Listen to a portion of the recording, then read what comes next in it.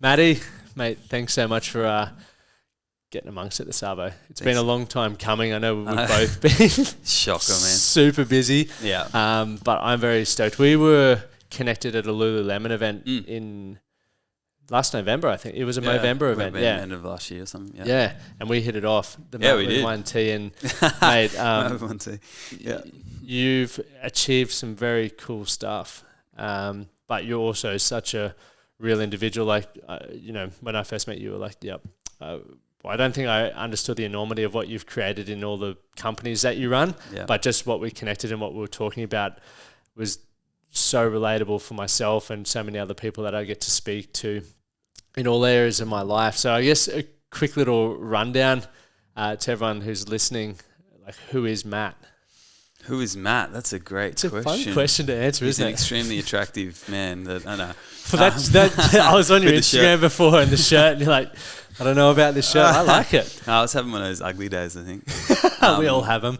Yeah, who is Matt? That's a great question. Well, I like to be defined more than what I've, achieved in this life when it comes to, like, physical things, like business, for example. Like, obviously, I'm very passionate about health and giving consumers better options. So I've basically evolved my career around that. And I own multiple companies in the health food and sports supplement industry where we develop products and manufacture products for various businesses, but we also have our own brands and that we do as well nationally and globally. So was that something you always wanted to do from like a young age, or how'd you sort of get there? So my parents, I was born in Western Sydney, in the city, and my dad was quite an alternative thinking sort of person and got sick of the rat race with my mum pretty much and decided to move us to a place called Nimbin, New South Wales. Nimbin? Nimbin. It's got a reputation. It does, sure does. A place called Coffee Camp, which is right next to Nimbin, basically. But, 110 acres on an organic farm. My family, we started an organic farm and farmed that, and my family also started a health food store in Lismore. So it's literally been a part of my life forever. It's like literally in my blood. My dad's a naturopath as well, like for almost 50 years now, I think. Yeah, wow. So, but it's funny when you're growing up in that environment, you want nothing a part of it. Like, I grew up veggie as well, vegetarian. So, my mates are eating meat and Maccas and all this stuff. I wasn't allowed any of that stuff. So, I was very resentful. Was that choice, or was that something your parents sort of said to do? Or my parents really. It was a positive influence. Like, I'm grateful for it now. Like, like the things that have been instilled in me and just the consciousness of what I'm consuming and what I'm like, how things come from the land and, from that farming experience too and stuff. It's so funny because, like I said, in my later years and teenage years, I hated living out in the bush. I hated I wanted to fancy everything. I grew up in a rock home. So my family built a rock home from rocks on the property. Wow. It's like a little hut thing.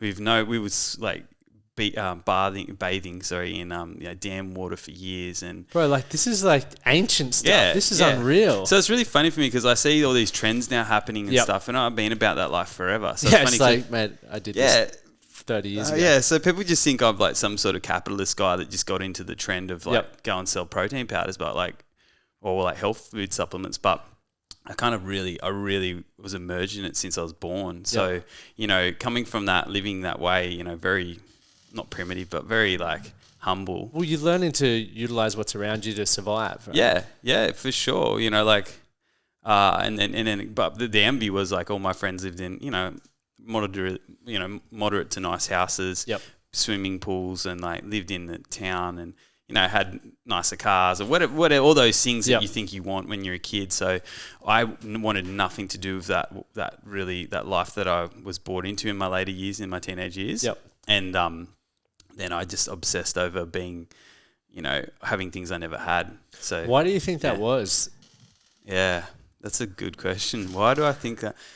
Grass is greener, maybe. I think a lot of things I was easily influenced by, whether it be culturally, like with people I was hanging around with as well. Wanting to have money, wanting to have designer clothes, wanting to have fast cars, fancy things. Yeah, I just always envied people a lot too. I think as a kid, is what people had. I remember, like, my cousin listens to this, but I used to be really jealous of my cousins because I'd go to Sydney to visit them, and Christmas time, for example, we didn't really celebrate Christmas as a family, or Easter in the traditional sense of like, let's do Easter egg hunts and let's give each other heaps of presents. My parents are like very much not about that at all. So I go to Sydney with my Italian side, especially, who have like, Christmas is such a thing, big lunches and everyone's giving and gifting and this and that. And, my cousins are getting all these like thousands of dollars spent on them. And I'd get some undies and I'd be so jealous. I was just always, as a kid, I was really jealous of like not having things. And I didn't grow up on the streets, but we grew up very humble. My parents were smart. Like, they saved money. We had our own business and stuff, but my parents didn't care for things like that, which is nice. Like, but at that time, again, like, I can really relate to that. Yeah. You grew up similar. Yeah. Like, we had housing and all that sort of stuff, but I was literally saying to a mate earlier today, because we were talking about clothes, and like, I still wear basic like Bonds and not there's anything, like, I don't really care for branding stuff. Yeah. But I still remember when I was young, I never had it.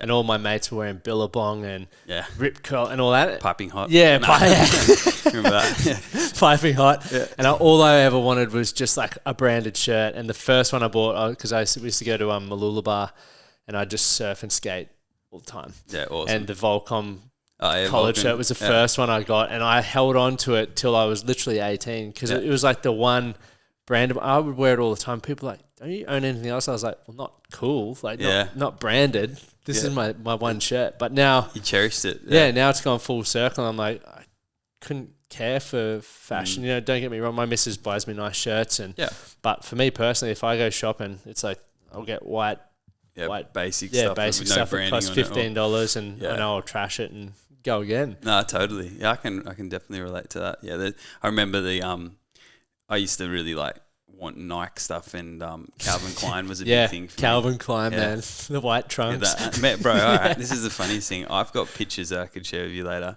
I used to get, this is so embarrassing, big thick strap undies, like no brand, and hand draw Tommy Hilfiger on them and wear them to school. No way. I swear to God, my mum, like my sister as well, like, used to pay me out all the time, and I'd be wearing these things thinking I was cool as. I got photos. I'll give you. Did you still wear the baggy pants where your ass? Oh yeah, 26 red. Do you remember those jeans? Those big baggy jeans.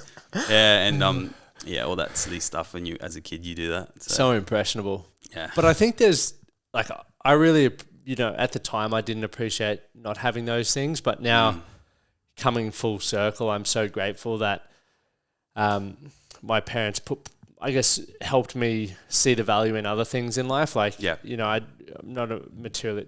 I'm sitting in my office now with cameras and lights everywhere, but like the things that I spend money on mainly is like travel and experiences, but also I invest it back in my business. It's not like I'm saving up for all of these sorts of things. Don't get me wrong. I like nice things, but it's also like I'm quite content without it. Yeah. It takes, for me, it's taken me probably most of my life to come to that spot though. Yep. From someone that didn't really have a lot growing up to wanting the world. Yep. And then getting the world. And then realizing that when you have all those things, it doesn't make you any better as a person or fulfill you or make you feel any happier. If not, it kind of makes you more... No, and this is not for everyone, but for me, this is my personal experience. It makes you feel even more empty because you've glorified things that mean nothing, and then you realize what's truly important. But it takes your journey to realize that sometimes, and it can be through years of chasing the feather in the wind. So, what was it, Robbie Williams or Robin Williams, who was like, I can't even remember what celebrity is like, I wish everyone could experience fame and wealth to realize it's not what you want. Yeah. And because we often think that people are living these lavish lifestyles, and there's always a different story going on underneath. And for sure, all of us have doubt, all of us have insecurities, all of us it's like that sunk cost fallacy where it's like, you may be the coolest thing at the moment. Tomorrow or next week or next year, someone's going to take over. Yeah. Like, it happens in sport, it happens in business, it happens in life. Yep. And if we're always focused on those materialistic possessions, and once again, it's fine to want things. It's cool. Like, reward yourself. But if that becomes the sole purpose of everything going on in your life, you're going to feel pretty empty. Yeah, I agree. And especially if you attach your identity to those things. Definitely. Yeah. And I think I've fallen victim to that many times in my life, attaching my identity to, even down to the business sometimes too. Yep. And then you can kind of really lose yourself in that too. Yep. We'll come back to that shortly, but you were, so from Lismore and all that sort of stuff, moving out, what made you leave Lismore and go to where you're going now? Yeah, so I was 19 and had my son. Yep. And who's 18 in the next week or so? Yeah. Oh, 4 weeks. Yeah, that's exciting, man. Yeah, which is crazy, right? So, I had my son at 19 and by like 21, 22, I became a solo parent, like a full custody of my son as well. And, growing up down that way and the way I lived and I talked a little bit about being so attracted to money and things like that, it was very easy for me to fall into a lifestyle of, getting money on the side, a bit of a side hustle, which became a big side hustle for me. And things just got progressively worse for me. When I say that, I just surrounded myself with a lot of negative people and I wasn't really a nice person, I would say, when I reflect on myself. I always thought, when I had Carlo, my son's name, I thought I was a failure. Like I was like, you're a dropkick. You're just another statistic. In my head, that's the sort of chats I was having. So I was like, how does it feel looking back and having those thoughts about yourself? It's really sad, to be honest. It really upsets me. Like it's a very sensitive thing for me to think about. I get a little bit embarrassed about it, but the mindset at the time, that's where my head was at, and I couldn't get out of it. So I thought, well, if I'm going to think and feel that way, I may as well be that way. And I continued to behave that way for many years until you hit that rock bottom moment where something really gives. And it took a few things for me to kind of wake up, or at least try to wake up to myself. And I stumbled many times after that initial moment. But there was a kind of a rock bottom moment where I got a little bit in trouble, and a few people around me ended up going to jail, and my mum was a huge sort of vocal point in, making me really be accountable for my actions and what I was doing with my life. And I kind of, from this one moment, I kind of woke up and I was like, I need to change. I need something new. And then I had a friend in Brisbane who was living up here. And so, man, he'd always say stuff like, what the fuck are you doing with your life? And I reached out to him, was like, you still got that room? And packed up my house, literally cut off everyone that was kind of not serving me. And moved to Brisbane. I was probably in my mid-20s at that point. And Carlo came with you? Yeah, brought my son up. Yeah, I was completely out. Yep. Was that daunting for you at that? Oh man, it was crazy, that experience for me. I definitely had some form of a PTSD. So what I developed from there was that I developed a bit of a anxiety and phobia around being outside. It was weird. I went through this stage where I was like very anxious and always like looking around and thinking something bad was going to happen to me. I don't know what it was, whether it was guilt or something that was following me. So I found it really hard to adjust to what people would say like a normal lifestyle, because I was operating at like some sort of like higher level of stress all the time. That coming to something normal and calm didn't feel normal and right for me. Something was wrong. So then that affected like work as well, because I also took that mentality into the previous sort of lifestyle I was living into work. The only thing I knew was health food, right? So I went and worked in a health food store, and I became really disenchanted in life quickly when I was making $400-500 a week and doing Monday to Saturday, Thursday night shift, Saturday, put my son in before and after school care. And I'm like, I could make this money in a week. This is fucking shit. I should go back to what I was doing. And I did do that. I actually did that a couple of times. And every single time I did it, I got something bad happen to me. So it was like the universe was like telling me like, you got to pull out of this. You got to stop doing it. And eventually just everything come together. Yeah. It's crazy how the world works. And I think if you're open to change, like you put yourself in that position by moving cities, like can be a daunting thing. Plus you're single parent. But then getting in that position and realizing you just wanted more from life, opportunities start to show up when you're prepared to look for them. And I feel there's so many, like I feel everyone has the ability to do some incredible shit, but it's the doubt, the fear, the not taking risks that hold us back. And it's so impressive when you hear people's stories like yours who have overcome that adversity. And to me, I'm just like, cool, moved, changed environment, took risk, and just like trusted your gut as well. And go back to the one thing that you know and love, man. Like when you start doing that, you find yourself in a really cool position. And it's sort of, I believe, because I moved and I did all these things and it got me to my level of success and what I want from my life. And all I've ever done is trusted my gut and just taken action. I still struggle with doubt. Even before you rolled in here, I'm fucking nervous. I'm like, what if I don't know what to say? Or, there's a celebrity coming in. It always happens, man. But it's just like, just roll with the punches and give it a crack, and you're only going to get better as a result of that. Yeah. So then launch the company. Yeah. How'd that start? Well, I think like I've always been a risk taker in my life. If I look back at even when I was a child, so I always got off on taking risks. And I was never scared of it. Getting into starting a company, basically what happened to me was that I was sick of my life. Like I was so miserable, man. Suicidal. Where I knew there was something better for me, and I had this mindset that you can do better. It's funny, like transformative thing of like when I said before, I'm a scumbag, I'm a piece of shit. That was my headspace for many years. But when I came up here, that was huge for me. Like that was extremely scary. The scariest thing I've ever done. Yep. Like moving to a new city and, by myself. Yeah, like that's crazy. But then, because I was seeking better and more and willing to do the work for it.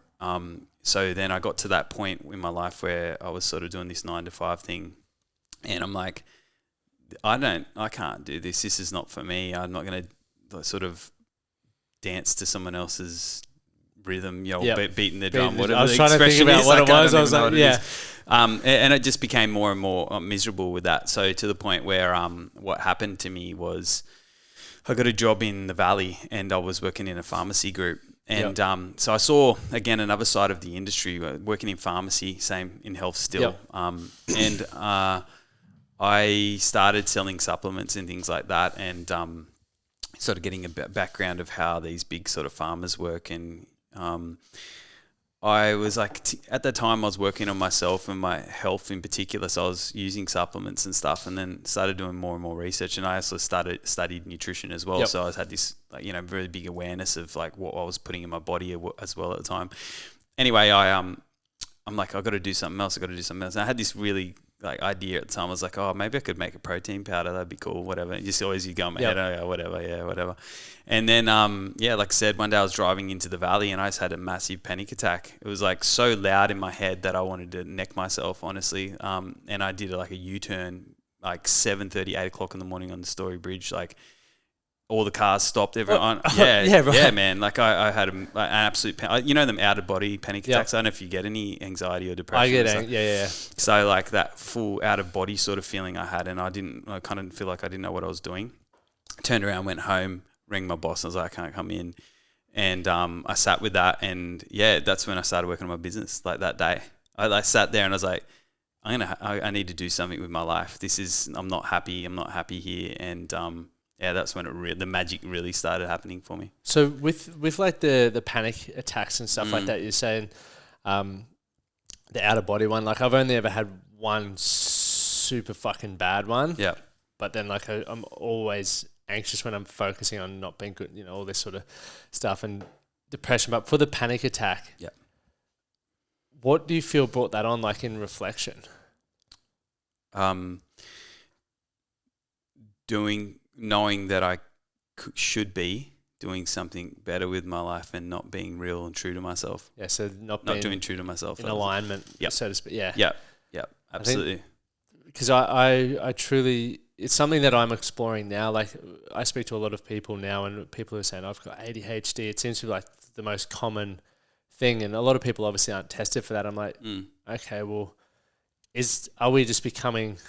more people are being born with ADHD, or is just the world so busy and we've got so many distractions and so many people who aren't really in alignment with who they are as individuals? Is that why we're sort of going down that sort of track? And it's always interesting to me around a lot of mental health stuff. Is it because of our lifestyles more so than us as individuals. I would absolutely agree with that. I think there's a lot of contributing factors to it, but I think a lot of it comes down to, firstly, like lifestyle and how people are actually living, but, escaping to and using certain things to escape the truth inside themselves. And there's loud voices that, like I talked about before on the story bridge, that are telling you that you could do something or be better or whatever it may be, but you keep ignoring it because it's scary. Yep. So it's scary to look inside yourself. And so we all try and avoid it in some way and form.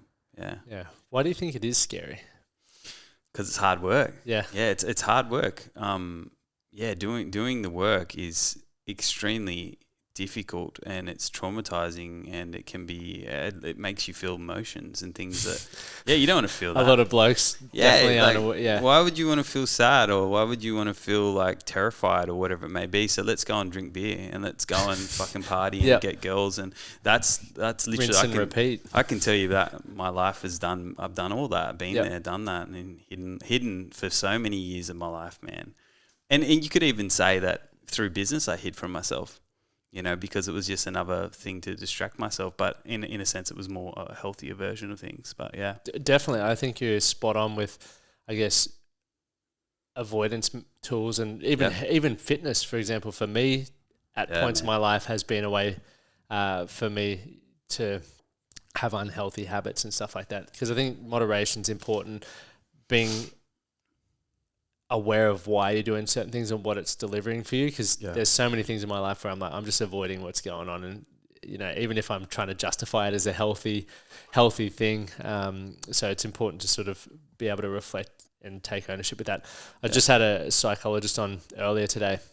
She was talking a lot about that, but a lot of the stuff that she was even talking about was like the main things that stood out for me was reflection, like taking the time and giving yourself the time. And we all have the ability to reflect, but like you said, it's uncomfortable because we have to peel back those layers and acknowledge things about ourselves. But I think when you can accept where you are, you've now got, that foundation to build upon. And if you don't like where you're at, or if you don't like certain things about yourself, fucking change it. For sure. No one, otherwise you're just going to, bury the hatchet and carry on. It's just going to eventually fester up, like you said, and you'll do a U-turn on the Story Bridge potentially and fucking head home and deal with it. Yeah. I think too, sometimes it's hard to, I think as humans, well, not all humans, because I've met some people recently who disagree with me, but I feel like we all want to feel a sense of purpose. There's some sort of reason why we're here and have a vision. Yep. And I think a lot of people maybe struggle to have a vision because they don't know, or they're too scared to pursue the vision that they really think. They think it's unattainable. Yes. So,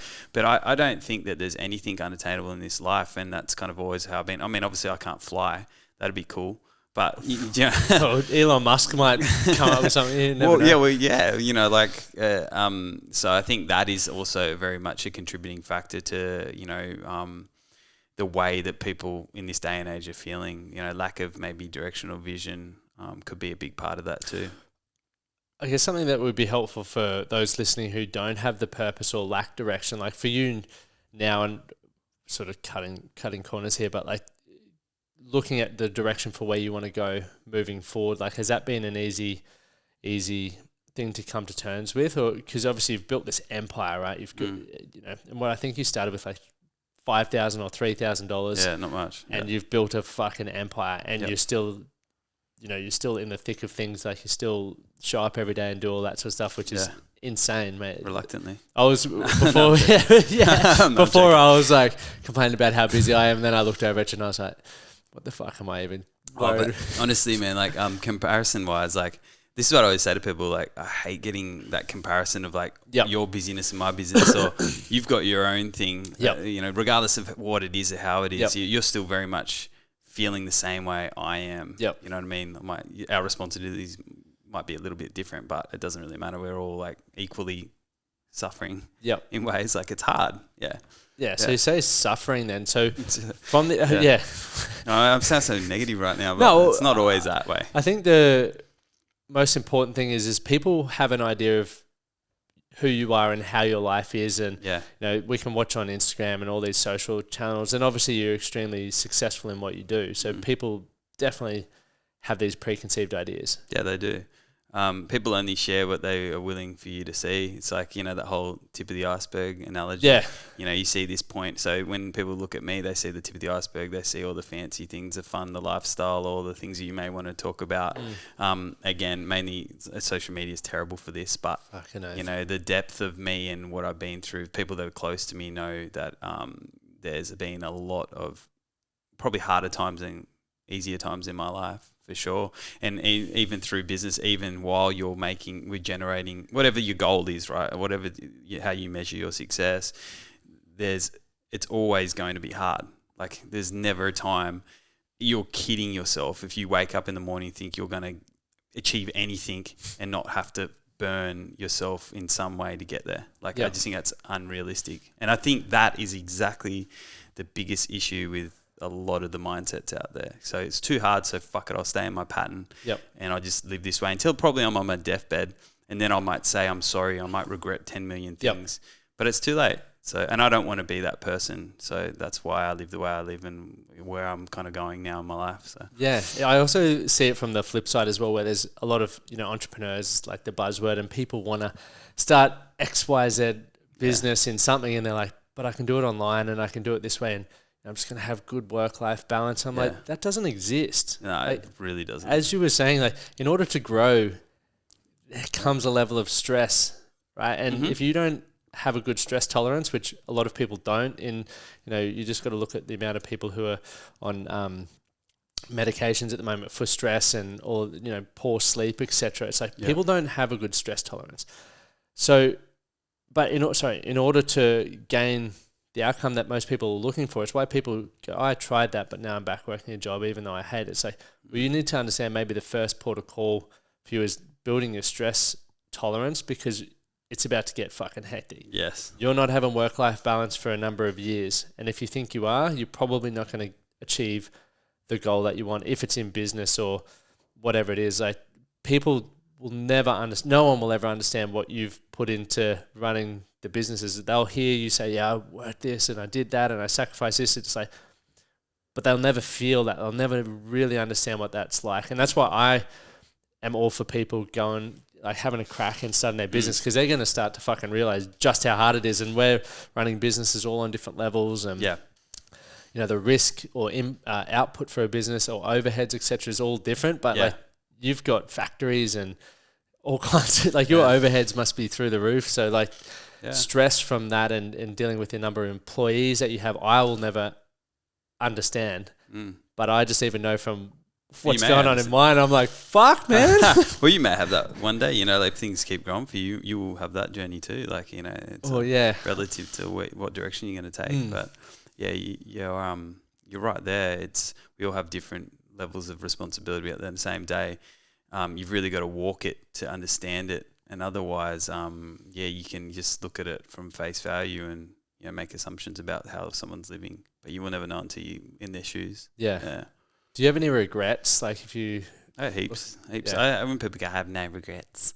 Look, man, you're kidding yourself. Yeah. Everyone has regrets, man. Fucking oath, man. I have so many girls I've kissed in the nightclub late at night. No, I'm joking. But no. No, regrets, honestly. Yeah, I do. Like... And I'm pretty honest about it. Like, my son's a blessing and really was a driving force to wanting to be a better human. And still is to this day. But if I was a bit smarter, I would have had him now. Because I'm a lot more mature. I've got more financial stability. I can give him things and nurture him in different ways that maybe I didn't. So that's probably one of my regrets in life. And it's not really a big, thing that makes me upset or anything, but I just think of that, and I say it to him too, because now he's 18 and I'm like, one more year you might be me, and that freaks me out. And I say to him, man, I'm not going to be the granddaddy looking after you when you're going to go clubbing, mate. Good luck. No chance. So be smart. But that's given me a lot of perspective lately, just seeing my son being a man, pretty much turn into a man. Regret wise too.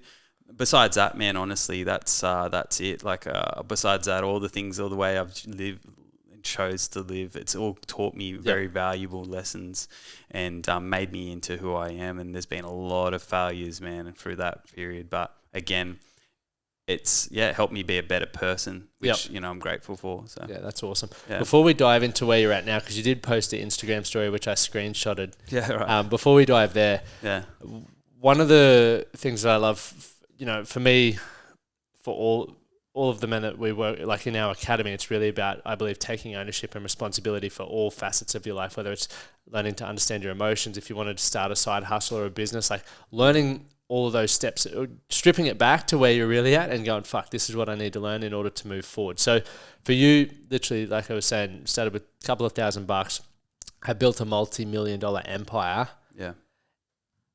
What were some of the key things that helped you achieve that? Mindset, firstly. Yep. And when you say mindset, like what is that? A growth mindset. Yep. So always backing yourself and always wanting more in the sense of growth with your business and willing to do what it takes to get there and being realistic about it as well. Yep. That whole thing about not giving up even when, willing, for me, I always explain it like this. I was willing to die for what I believed in and make happen. And that's the truth. Like I was willing to sacrifice what it took to get there. So every day I'd wake up and think, how am I going to pull this off? But I was all in. I was an all in attitude. Yep. And I think that if you don't have that, if you think you can't wake up and not know whether you're going to go bankrupt tomorrow or, you're going to, because business is like that. One day you're there and you're winning. Next minute you're really going to lose everything. Yeah. And it's like hot and cold, up and down roller coaster. Yeah. And you can go through in the 8 hours of business day, you can, every hour is like that. Yep. And it's mental, like it actually is. So if you can't handle that stuff, you don't do it. Like honestly, don't do it. Go and live out someone else's dream and help them achieve it and get a good pay. Yep. And resilience is something that I talk about a lot. It's not something you can learn though. You have to experience things to learn. So you need to have a lot of like hardships. I think that's the thing too. Like, I think people that have had a lot of hardships in their life are better at business as well. Cause you can take a blow, you can take a hit and you know how to bounce back or, you have a tolerance for those sort of things. Do you think though as well, cause there's probably some people who haven't had hardships, but they are hungry. Do you think like you can put yourself in situations where you can get hit to sort of build? Absolutely. Yeah, man. Like, no, you don't kind of born that way. I guess you kind of, through life experience. School of hard knocks. That's it, man. Absolutely. So I mean, you can learn and build resilience up and tolerance up after many years, but you got to be ready to expose yourself to the elements, basically. Take the risks. Yeah. Besides that, besides the mindset, I think being really resourceful as well. So when you have nothing, you become super resourceful in your goal to achieve something great. And when I say that, for me, networking has been extremely powerful in building relationships in my life. I generally make a lot of friends wherever I go of that sort of personality type and make really strong connections with people. So that kind of helped me in the first few years of the business because, when you have those sort of relationships, especially in my industry where it's manufacturing and creating things, your suppliers became, basically your backers. Yep. So building, I've got one person in particular that, it's funny, when I first started my business, I had obviously not much money. Yep. And I pitched my idea to many people because I wanted them to basically give me stock for free so I could make my products. And there's this guy in Sydney, I basically told him my life story and where I was at and what I was going through. And he was like, all right, I'll send you a pallet and see what you can do with it. And for me, that guy to me is like a legend. Yeah, he's still my sort of like mentor in ways. Yep. But that's the sort of relationships I've built over the years. So I think that's really important too. I think people really undervalue that. Like that's, for me, it's like one of the most important parts of it, and I'll plug our academy. But like, we've got so many incredible people, who are successful in their own right from all walks of life. Some guys who run multi-million-dollar businesses to people who have incredible lifestyles to are just the most present, adventurous people. And it's like, for me, networking with them and then networking with their networks and like who you can get connected to and the opportunities that you can have given to, or even just the conversations that you can be a part of that may teach you that one thing that changes your life is something that I never take for granted. And there's that saying, your net worth is correlated with your network. Yeah. And it's so true, man. Like I was always like, fuck off. Nah, man, opportunities massive. Yeah, absolutely.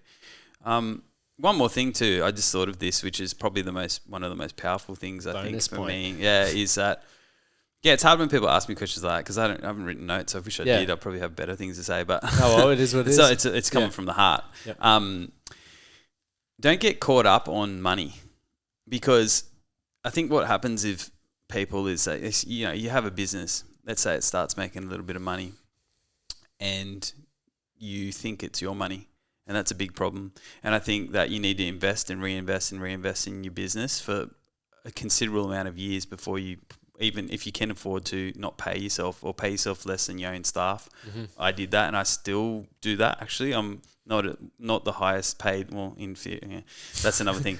But on the books, basically, I'm and that's the way I think you should always be. Like, act like you've got nothing, and that's a really important thing. And until you really, really in a space where you don't need to reinvest in your business, just keep doing that. And because otherwise, I've seen it all too well, like where people make a bit of money and they go and buy, a Mercedes or whatever they do, and next minute, a rough couple of months come from the business, and next minute it's up like it's, you know what I mean? So, mate, I swear by that. Like, I legitimately just keep my money in my business. I pay myself a fuck all salary. Yeah. But it's good because I don't spend money, and I the one thing that you said earlier was like resourceful, being resourceful. Like, definitely, I still am like a startup in my head. Like, I still am, but it's like I just am resourceful in ways that if I had all the cash in my personal bank account, I'd be like, oh yeah, ding, ding, ding, ding. Now I'm like, well, how can I do this?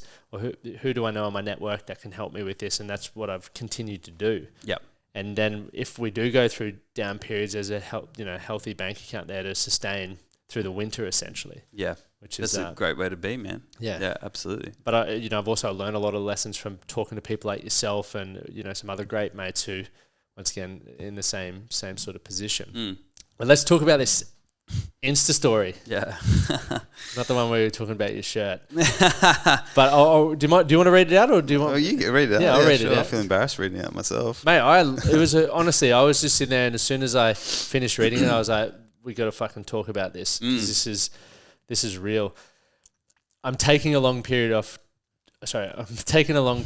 time off very soon to smell the flowers and live out my dreams. I wish I was David Attenborough reading this. I was like Matthew McConaughey. Sometimes I feel stuck, like I'm a slave to the empire I built with a goal to be free. If anything, I feel more trapped than I have ever felt before in my life. The journey has been worth it. I've lived out my dreams. It's come at a great sacrifice and risk. I've lost a lot, I've gained much more, and I'm grateful, but I'm burnt out. I'm ready for a new chapter in my life, and I want to help and inspire others. Reminder, nothing worth having comes easy. Personal growth is hard when you have to face what's inside and deal with it. That's why we distract ourselves to avoid and cope with what is underneath the surface shit we put up with.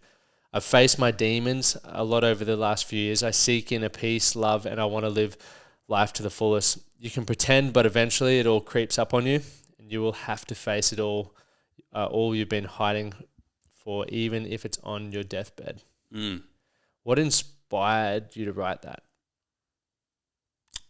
I just wanted to be my authentic self always. Yep. Like we talked a little bit about social media, how people just see one little thing and they, the fancy stuff.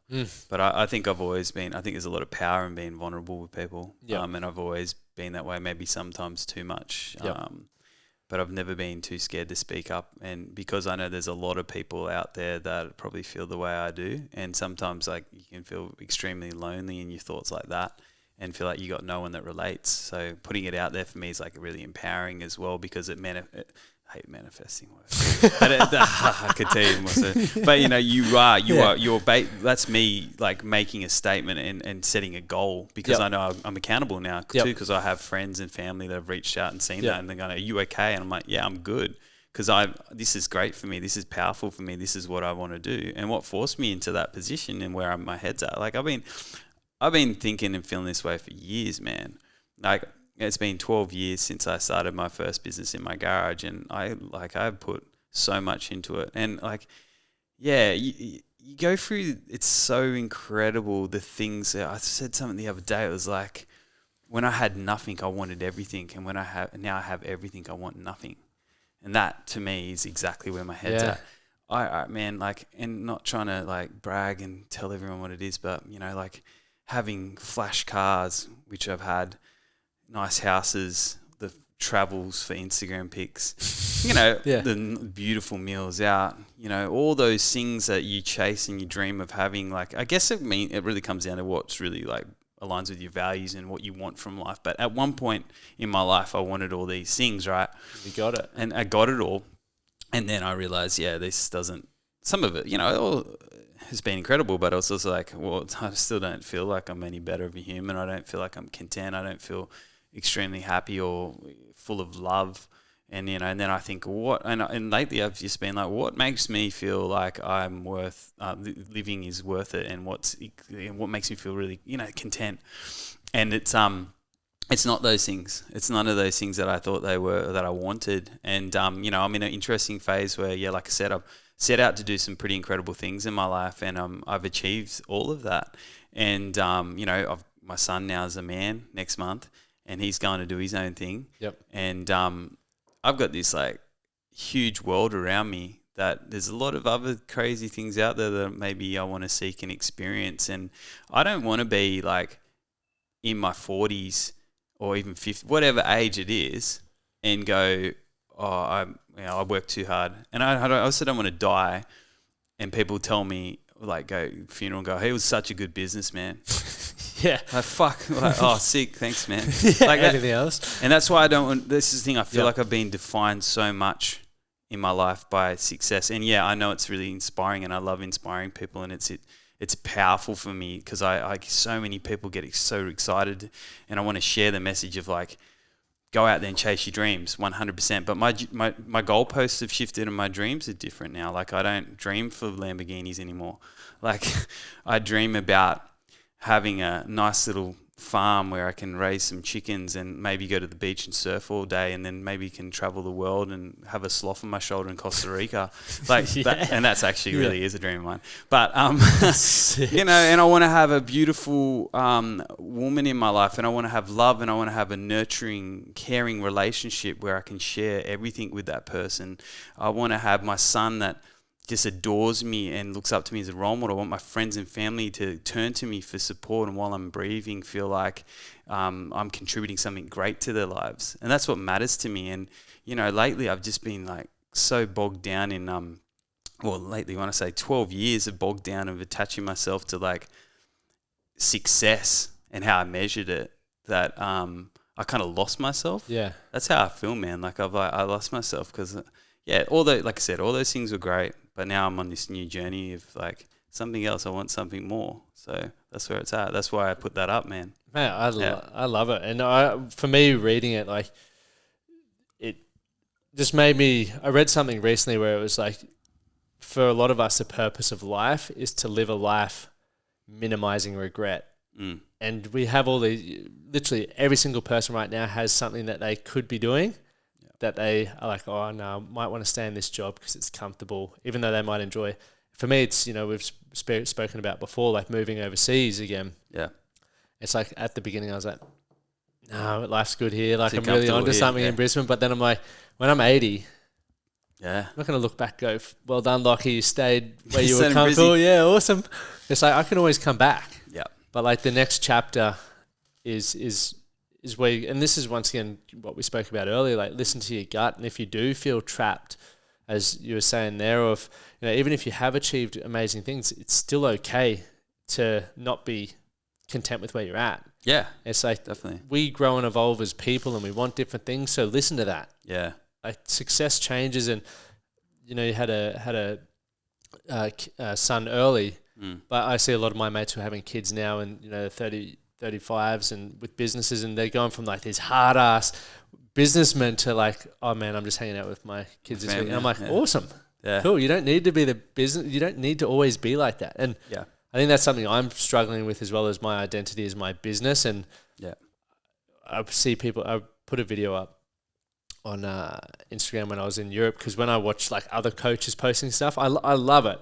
But I also then go, fuck, I'm not doing enough. Like, I'm on holidays. I should be working. Yeah. And then, so for me, I was like, unfollow, just because I needed to protect my own well-being. Yeah. And I think some people won't even do that because it's like, oh, what if they judge me for unfollowing them or whatever? It's like, do whatever the fuck makes you happy and just trust your gut. Like I guarantee you 9 times out of 10, you're going to make the right choice or you're going to learn from it pretty quickly. That's a real powerful realization you got, man. Oh, massive. Yeah. Like a lot of introspective thinking happening now. Yeah. Yeah, which is sometimes can be a bit torturous when you have a mind like that too, where you are introspective all the time because you're constantly reflecting and reviewing. It can be draining, but it's also, for, I guess, the greater good of your being because you want to be a better person. And for me anyway, I just want to, tomorrow I want there's some sort of something inside me that I could probably be a better person, a version of myself that I wasn't yesterday. So 100% my things like do something today to be better for tomorrow. And I think I don't know whether you experience this and you probably would with all the staff and responsibilities that you have. But for me, it's like I really love where my life's at, and one of the most important things for me is to make sure. I said fucking 8 years ago when I got to this point, I'm going to surf all the time. I'm going to travel a heap. I'm going to do this, and here I am. And it's like I can do all of these things, but I don't allow myself to do that. Or if I do, go away like I did, it's like still in the back of my mind. I'm like, I'm not doing enough. It could fall apart. Like. I'm focusing on these doubts. So there's a lot of stuff that I got to work on. And one thing you said a moment ago, which really resonated with me, was like, when you feel like you have everything you ever wanted, you end up wanting, what was it? Nothing. Wanting nothing. And it's like, I just want a simple fucking life. Like I want a purpose and I want to be ambitious in a way that I'm not connected to so many things. Yeah. Saying that is, I'm doing a podcast on that to everyone. But let's be realistic too.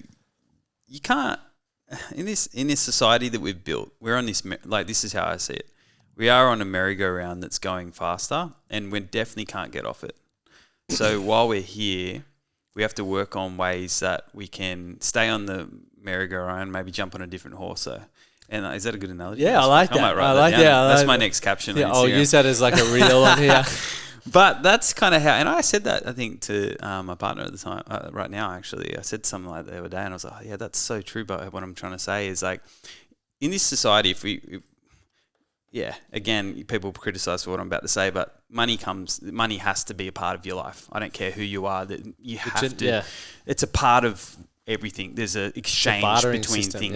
Yeah. So you got to wonder what sort, and then it just comes down to, all right, well, with your vision, what sort of lifestyle do you want? And this is where people get caught up because you go from, as a ego-driven young boy who probably just wants the world. You got flash cars on your wall, naked girls on your wall. You listen to rap.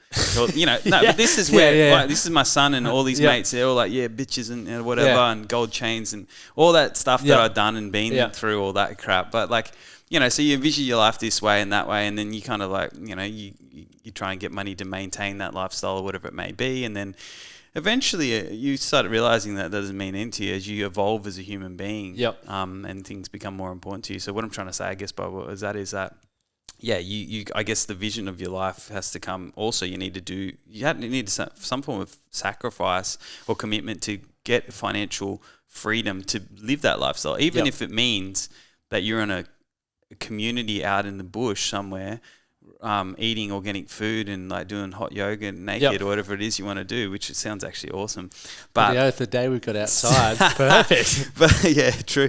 But you're still going to have money. So you need to have a master plan. And I don't care what anyone says. Like, you can either work for someone else for the rest of your life or you can chase your own dreams and do it. But you're going to have to, at some point in your life, you're going to have to work for it. So legit. And like too many people realize that too late. It's like once you've had the kids and you've got all these additional expenses and stresses and they're like, fuck. And that's why we see so many people wanting a higher minimum wage and all of this sort of stuff. And I'm like, right, well, you're probably going to get 10 cents an hour or whatever. Why don't you find a way to really take responsibility and, upskill to the point where your boss is like begging to give you a pay rise. Yeah. Or if you want to go start your own thing, start your own fucking thing. Yeah. Like the victim mentality is pretty big too out there. Mate, massive. And that's what like I was saying to you before when we were in the States. So I nearly ran me dry. No, sorry, man. When I was in the States, like I've never really experienced an environment like that where legitimately as soon as we got into the community in Nashville, everyone's like, I'll help you. You got to meet this person. What can I do to help? Like, I was just like, what's going on? Like, is Ashton Kutcher going to jump out and like punk me or something? Because in Australia, like, people say they want to help, and I'm probably guilty of this as well. Yeah. But then when push comes to shove, there's a little bit of competitiveness there, or we're busy doing our own things. But it's just so interesting in the way the world works. And I think, you know, I guess to finish off with is like, it's so important to have a good environment, and the environment being the people that you surround yourself with, like the people that are supportive and challenge you on your beliefs and want to make you successful or help you be the best version of yourself. Yep. And then secondly, being in an actual environment that can do that, right? Like, so maybe for me, that next step is being in Nashville, where I feel I can be supported to go to that next level. Yeah, man. And, you know, so I think that's an important thing to consider. You find your tribe in life, for sure. I will say though, on the quest for greatness, it can be very lonely. Yeah. You know, for me, I've outgrown a lot of relationships in the last, 15 years of my life, which is quite sad, but it's just the way it goes. And, the sad thing about success, and when I say success, it's like so broad because you measure it by whatever you want to achieve, right? But let's talk about money for a second. Yep. Or, because that's financial success is like what people probably assume success is, right? So let's just say that, for example, you become very desensitized to money. You become desensitized to human everyday struggles because your friends that aren't sort of going to the next level in their lives, they're happy, they've plateaued at some point, they're happy with their norm, everyday, ordinary, or that's rude, I shouldn't say ordinary, but their lives and what they want, and you're here, right?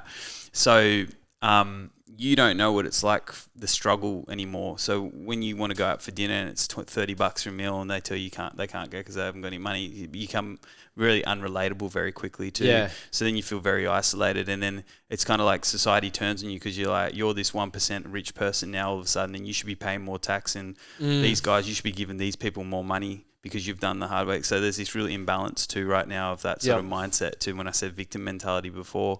But when you're talking about tribes and people, I thought I had all the people in the world around me when I started out, and I did. But what happened was I started triggering them. I started triggering people because I didn't want to sit around and smoke bongs anymore and sell drugs and fucking drink piss every weekend and do all those things that a lot of the network of people that I was doing. I didn't want to sit around and have mindless conversations about shitty things that don't interest me and don't push me to be a better person, or provoking worldly conversations. I didn't want to, people, you remove yourself, and the further you remove yourself, you either you level up and you start getting yourself around people that are similar mindset to you. But then sometimes it's very, they say it's very cliche, but it's lonely at the top. It really is, man. And and then you can sit there and complain about your rich man struggles or your rich woman struggles. Yep. And everyone's like, oh, fuck you.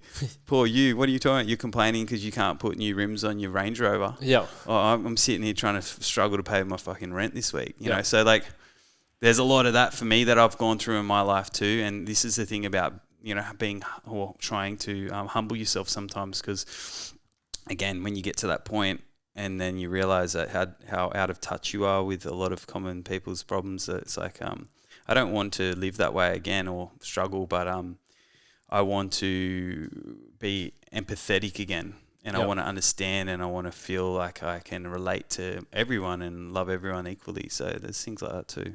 Yeah. It's awesome. I don't know where that came from. That was awesome to listen to.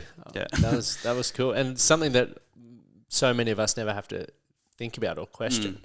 Yeah. Because we only seen life through our lens, and obviously when you've gone from one to the other, you've got more, a great perspective on both of them. Yeah, and I think that's a hard thing for me, and still to this day, like I get a little bit upset about it sometimes because I'm like, I know what it's like to struggle. People, like that's the thing, that tip of the iceberg thing again. Like people only see this version of me now. They don't know that, I was a young single dad on Centrelink paying, and struggling, not being able to do all the things I'm doing now. Like I've come from that world, but the difference with me is I wasn't happy with that world. Yep. And that's the problem I have with a lot of this victim mindset. Is like people will sit there and they'll criticize you and try and drag you down because they really want what they think they want what you have, but they're not prepared to work for it. Yep. And that's the hardest thing in society right now for me that I'm really struggling with. And you mentioned a little bit just then about just before about the minimum wage and stuff like that. Yep. Like I'm seeing that a lot in the business world right now. It's like the expectation of salary since COVID. Yeah.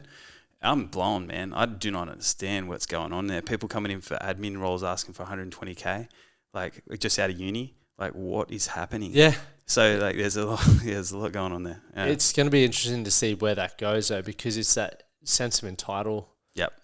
And it's like, well, you need to add value to, like, and this is where, like, it makes it really hard to want to grow a company. Yeah, it does. Because it's like, oh, here you've just earned this much, here's another tax. You've got a certain number of employees, here's another tax. And it's like, whoa, I'm providing jobs for people and feeding families essentially as a result of that. So where's the... Man, I'm very outspoken about this stuff because for me, I'm employing people, I'm contributing greatly to the economy. So then you're going to hit me for, I don't know if half people who listen to this, do they know what payroll tax is? So, have you heard of it? Yeah, I know what it is. I was just shaking my head. Yeah. It's mental. Yeah. So if you go out there and employ a whole bunch of people and give people jobs and they can pay their mortgages and feed their families now, you got to pay more tax because you've given more people jobs. That's fucking mental. You're stimulating the economy, but give us more money on top of that. Yeah. Another crazy thing which is rich man problems, but land tax. I don't know if you know what that is, but that's mental too. So you work really hard. You get very comfortable, and as you get smarter with your money, you start investing in certain things. You build this wealth up, and the next minute they hit you because you got too much land. We're going to make you pay more tax. Yeah, that's mental.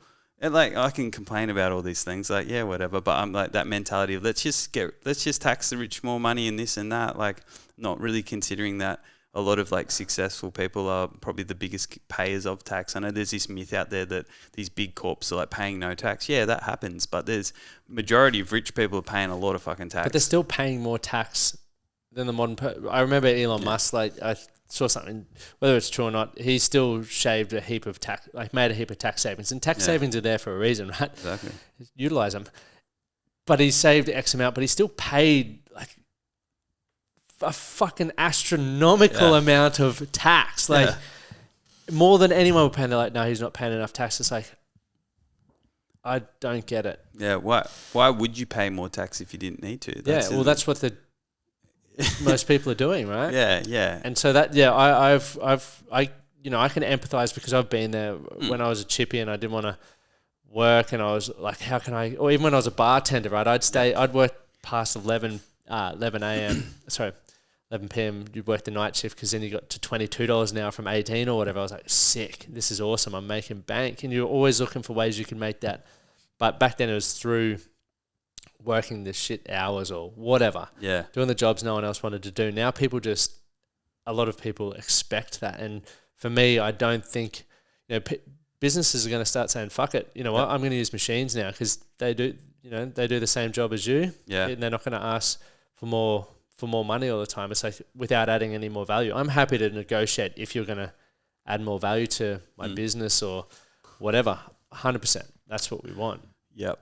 And the scariest thing about this, and not to be all doom and gloom, but let's finish on the doom and gloom. Yeah. No, I don't like this, but this is another subject that's very I'm outspoken a fair bit about is this current situation in the economy of inflation. People are kidding themselves if they don't think the Great Depression is around the corner.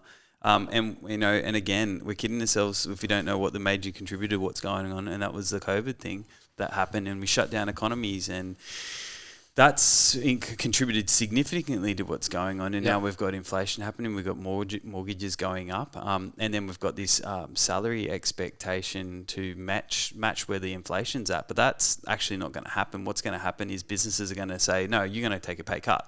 And that will happen soon. Yep. Eventually, there'll be a trend, and people they'll realize that they can't get what they're wanting anymore, and people are going to have to settle for less. So, my suggestion also, if anyone listening out there, is like be really happy with where you are right now, and try and negotiate, and get a decent salary, because I think and find a good job that you resonate with, because I think unemployment's about to go up. Definitely, I feel that way, and I feel like there's going to be a lot of industries that are going to suffer for many years right now. In my business, we're down over $2 million from last year. It's scary stuff. Like, these are the things I deal with daily.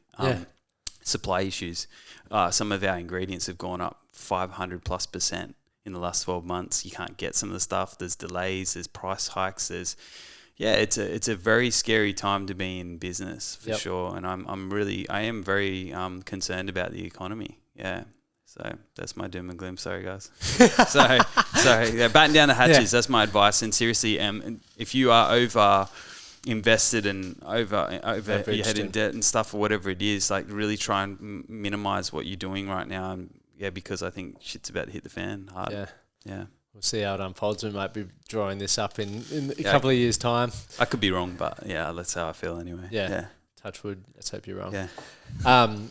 One last question. What's your definition of being a man? Didn't prep for this. I never prepped anyone. Oh, man. You didn't prep me. I didn't take any notes on that. Because it comes from the heart when you're not prepped. Yeah. Definition of being a man is... these are qualities. I'm thinking about qualities for That's a second here. I think that a definition of being a man is someone who is comfortable in their own skin, emotionally intelligent, innately wants to provide and protect, can be extremely powerful, but not in a physical form. A man, for me, is also someone that can be a good guide of life in direction as well. Someone who has integrity. Yep. Yeah. The integrity is probably a really big thing, and integrity is what you do behind closed doors. So, yeah. And finally, where can people follow your journey if you want people to follow your journey? I got an OnlyFans. Do you? No, I don't. I was like, subscribe. Oh, wow. Yeah. Hey, LinkedIn. Yep. Yeah, professionally. But if you want to see some really weird stuff, definitely jump on Instagram. 1T Mat is where you could probably see some of that. Yeah, I'll link all that. You can find that out. Mate, thanks so much for Thanks, bro. having a yarn with us. Yeah, it's awesome, man. Thank you.